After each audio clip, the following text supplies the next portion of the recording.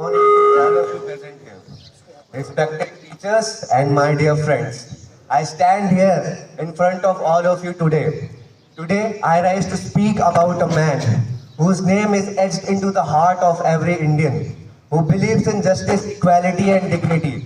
Dr. Bhim Rao Ramji Ambedkar, born in 1891 Mao, Madhya Pradesh, into a so-called untouchable Dalit family. Baba Sahib faced untouchability and humiliation from the day he was born. That would have crushed anybody's soul, but he was no ordinary man. He wasn't even allowed to drink water from the same pot as others. He wasn't even allowed to sit in the same classroom as others.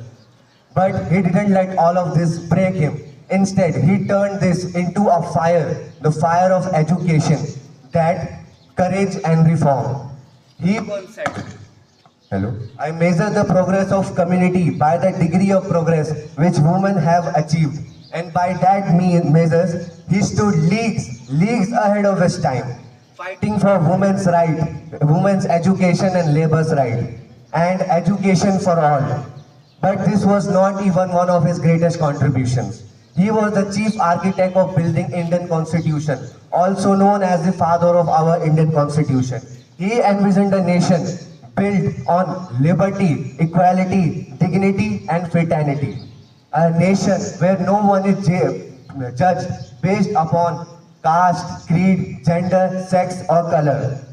Dr. Ambedkar was one of the most educated persons of his time and was one of the most powerful minds India has ever produced. He studied hard from the dusty street of Mao to the great halls of Columbia University and the London School of Economics. But it did not stop there. Baba Sahib was proficient in remarkable 64 subjects and also had mostly mastery over 9 languages. And yet today, let me ask all of you, are we walking on the path Dr. Ambedkar has once laid for us and dreamed for us? The answer is very painful. We see growing hatred between communities.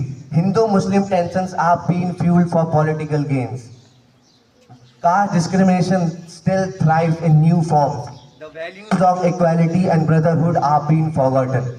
Religious hatred, caste-based violence, and communal politics are eating away at the soul of our nation. The idea of fraternity, Bandhavutta, is under threat. He warned us about this. He said, without fraternity, equality and liberty will be no deep than the